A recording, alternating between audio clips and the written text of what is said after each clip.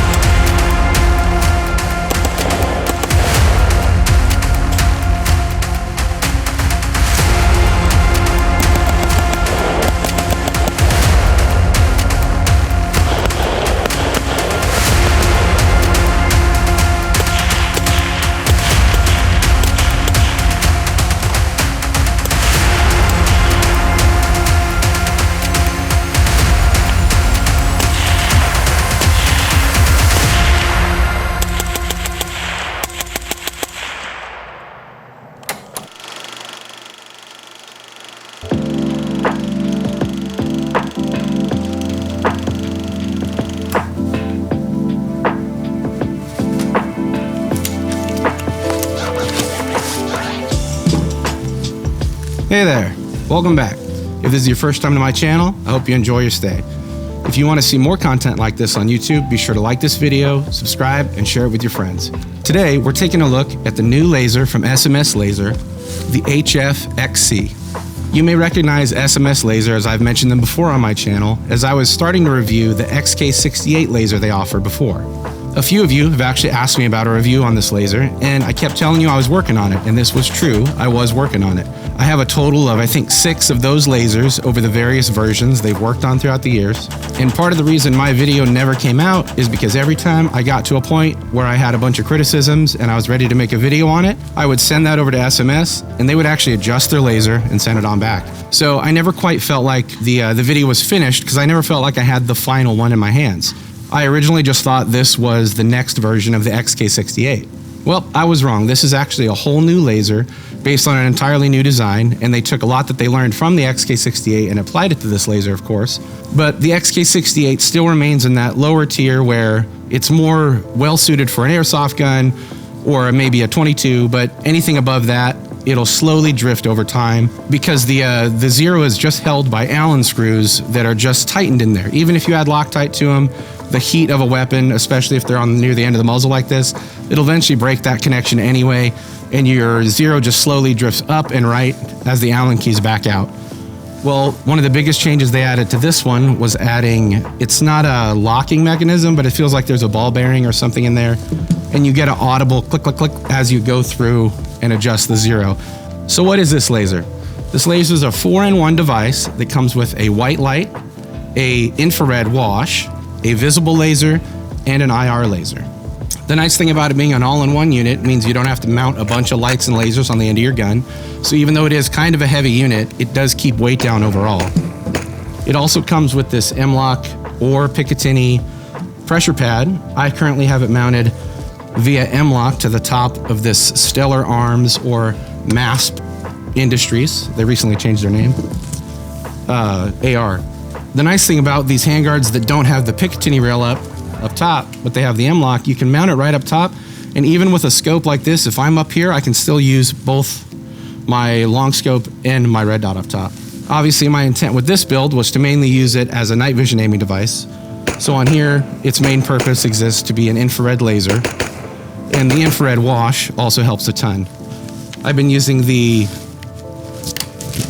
RIX Tactical RNV31s Bino analog tubes for most of my shooting with this guy, and it's worked great. This laser is full power. You kind of have to do a little trick to get it to unlock, so as it comes out of the box, it's not full power. But the IR wash, you can use this wheel here to determine how wide or tight the throw pattern is on it. And then up top here, you've got your power up and power down for your laser brightness. Besides the pressure pad, you can use the button up top. And on this version, it's currently, if you hold it, it'll stay on momentarily, or you can tap it and it'll just stay on, toggle on and off. And true to SMS nature, they sent a few of these out early for testing. And during testing, they got a lot of feedback, and already the version you guys can purchase has already been improved since this version. This version on the bottom has a strobe setting. So they opted to remove the strobe setting and have it be an actual off. So you can toggle the laser all the way off, so you're never gonna get negligent discharges of your light, laser, infrared, or otherwise. And while I like using it as an all-in-one solution on a long gun like this, where I don't wanna add more weight to the end because I'm already running a can with a bipod and definitely using this more in an SPR style setup, it works great on SMGs that have limited rail space. Like if you have one of these MP5s that have the quad rail on it, you know, there's not a lot of options as far as being able to get a light, a laser, an infrared laser, and an IR wash on there, all on something that's going to be still practical to use. With this laser only taking up a few Picatinny spots, this Knight's Armament quad rail works out great. I can mount it more towards the end of my gun here, so that if I'm using this from the left side, I can reach up and use the button. Or because of the Midwest Industries top rail, I gave myself an M-LOK slot up here, and I'm using the M-LOK mount to mount it right up top, which still lets you lock the bolt back, get a mag in and out. You can even H&K slap if you need to. But then that allows me to grip up top and use that laser for close engagements or for night vision use, or if I just need a really good white light. SMS was kind enough to send over one in FDE as well. I know they'll have both colors available as soon as this video's out. You'll be getting the new improved version that doesn't have the strobe, it has the manual off. The unit is also rechargeable, and it comes with a charger. The case they come in is actually pretty sweet. Even if you get the FDE one, the box it comes in is also FDE.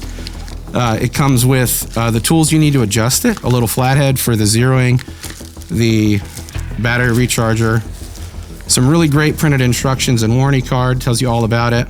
It also, on the instructions here, they tell you how to enter high power mode. And it comes with a cleaning cloth, as well as the Allen keys used to mount it for your pick rail. And here you can see I'm using it right on the pick rail of this FM15. And this is my REAP pistol setup. And then this is the older, the XK68. So this was one of the iterations where they added the adjustment for the IR on the side, and the unit started to get smaller and smaller. But even still, ultimately, these would have only been a 3-in-1 device. So this was either, you had to choose whether you wanted an IR light or a white light, and then you had an IR laser and a Viz laser. So you were still gonna also have to pair it with either a white light or a dedicated IR light up front. Which again, on something small like this MP5, it's been done. I could have not used this. Got a dual switch, mounted a light up here also. There's of course a way, but that's more and more weight, and the quad rail setup is already heavy. But the XK68, while like I said, it does slowly drift over time, it's still a great solution for like your other guns. If you're just using a few guns to train with and you want to move up the tiers, I used to not really recommend the XK68 for anything but a training gun, whereas the HFXC, now I would recommend it as much as I would recommend my Holosun. And the biggest reason that I wouldn't recommend it was because it would slowly drift over time. And while that's okay if you know that, and every few hundred rounds you go back and you realign your zeros, if you wanted a gun that you could always have ready and that was always going to be ready to go, you always had to invest a little more. The first laser I found that wouldn't drift no matter how much I shot it was the Holosun 117 IR. And that's still very expensive for just an IR laser, but up until then, it's what I ran on all my guns that were my duty guns, even though there's no duty to be had. While this laser is a little more expensive than the XK68 was, it is definitely worth the investment, and it is still the cheapest of the IR lasers out there. So even if you were buying this laser just to be a good IR laser, it's still just as capable as the Holosun 117, except you also get a visible laser that has full power, you get a white light that's really bright, and you get an IR wash that you can focus or not.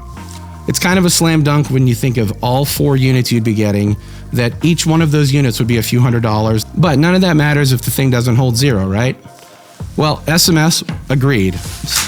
So when they sent it over, they also sent over 1,000 rounds of 5.56 and 1,000 rounds of 7.62. And I zeroed both my guns, and right off the rip, then we just shot them a whole bunch over a very short amount of time, and then we checked zeros again, and well, let's go see how they did. Look, how many rounds do I have left?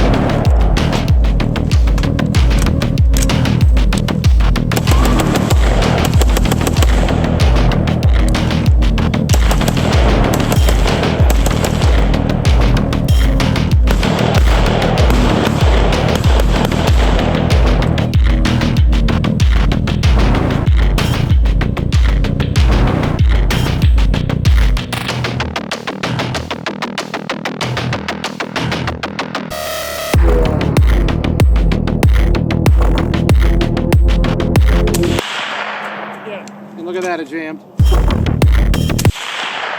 high left. And another jam.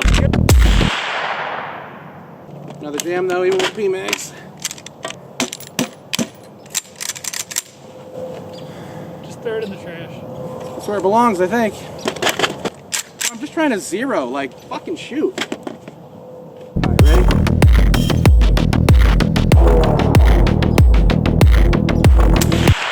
That was better. I can't see any. I can't tell if there's a new hole, but the splash is right behind the target. Another fucking jam. I'll try a different gas setting, because clearly this one's not. Let's try this gas setting. Oh, and a jam even on that gas setting. Wonderful.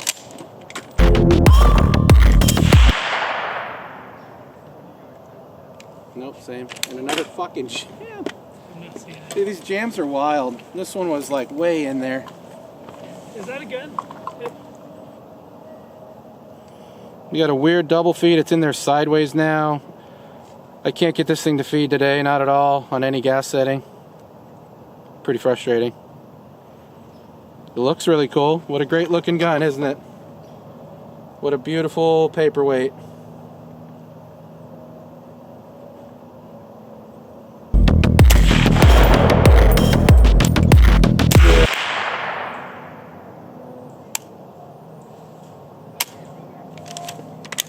Oh, I thought I had a good gas setting. Negative.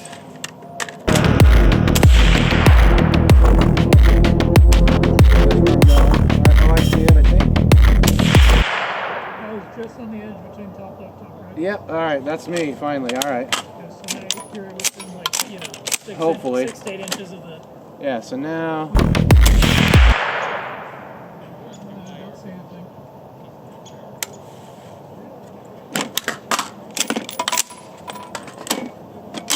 What a waste of ammo, dude, every time. You been working on your AK reload? No, this is because this thing won't fucking run. How could I?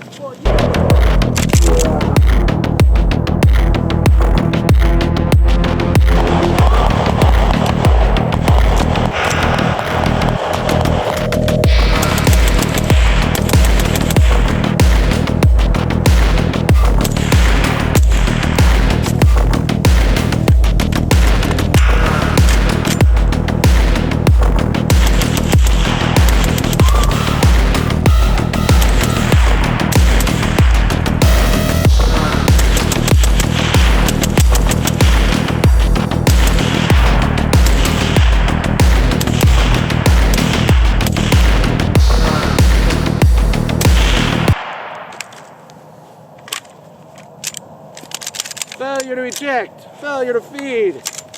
Got a horrible jam.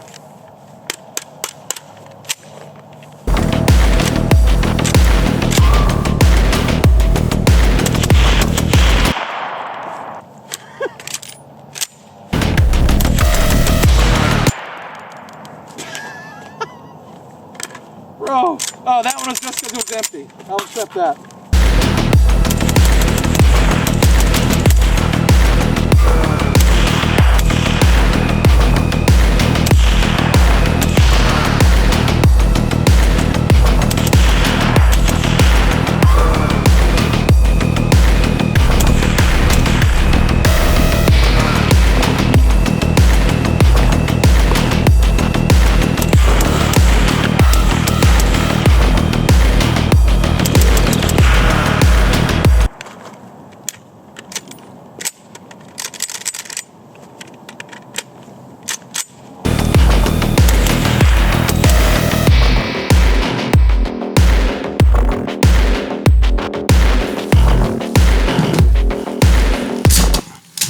Well, there you have it. While the old XK68 would slowly drift over time, I noticed that right at 2,000 rounds, it'd be about a 6-inch difference. If I was hitting just left of the target, I'd be way right of the target and way higher. But with the HFXC, as you can see, it didn't move an inch. While I didn't throw my guns around or do any crazy torture testing, We did shoot 2,000 rounds of 7.62 and 5.56 combined in a very short amount of time. Some suppressed, some not suppressed. Most of it mounted right above the gas block, both on the M10 we used and on the lead and steel arc we used. I wanted to mount it in the most normal way possible, because you guys know I get a little crazy with the way I like to mount stuff. I love those GBRS high mounts, not only because they help get your laser up and above your grip line, but they get your laser up and away from the gas block here, where it gets so hot, it doesn't really matter what the laser's doing. Even a high quality PEC from the military, if it's right over that carbine gas block and you put 2,000 rounds through it, that plastic is gonna warp and the zero is gonna move. That's why those high-rise mounts are awesome, because they not only get the laser above your hand, but they also keep it from getting hot from your gas block. I know a lot of you guys don't like the way they look, but there's a purpose to everything. Another huge improvement on this one was they switched from their proprietary pinch mount to now they use crane mounts that work with everything. I've tried them with the mod buttons, the Unity switches, even just the switches that come with the HoloSun 117. It's a crane plug, and I've used it just fine. It works great. With the addition of the crane plug, and now being a 4-in-1 instead of 3-in-1, it's definitely worth the investment for what they're asking, and it's way less than everything else on the market. Mine have all held 0. I only have 2 units, but I tested them hard. I also want to mention AB Suppressor. I use their suppressors on a lot of my guns now. Anything that you saw suppressed today was a Raptor 8, and sometimes I run the Reflex, where it's the reverse chambers, and it kind of makes your suppressor get a little quieter, a little darker sounding. They're awesome. And a lot of you guys have asked about the M10. Well, I did manage to end up getting it to shoot all of the rounds I needed it to shoot. Half of those rounds ended up shooting like a bolt action, and while the M10 did make a great base because it allowed me to do a lot of troubleshooting, when it did shoot, it shot great, and I really liked the ergonomics of it. I really just haven't been able to get mine to perform. I've sent it back a few times, and one of the times they pretty much replaced everything from trigger to all of the innards, and I still have the same problems. I did have better luck running it suppressed, but it was always unpredictable when it would decide to run or not. Anyhow, thanks for hanging out today, and if this was your first time here, leave a like, subscribe, and I'll catch you next time. Bargain Bin out.